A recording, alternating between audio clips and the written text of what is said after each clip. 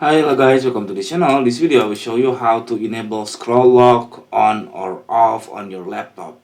If you are here, maybe because you are facing that your laptop is less than 13 inch, which is the scroll lock button doesn't your keyboard or your laptop doesn't provide the scroll lock button on the keyboard.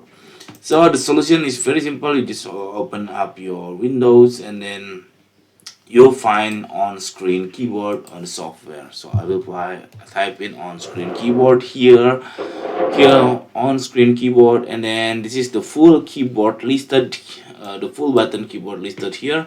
And then how to turn on and turn off the scroll lock. As you can see, this is SCRL key, which is the scroll lock button. So I will turn it on or turn it off. Okay, it's very easy. Turn it on or turn it off. Also, you can change your option and so on and so on.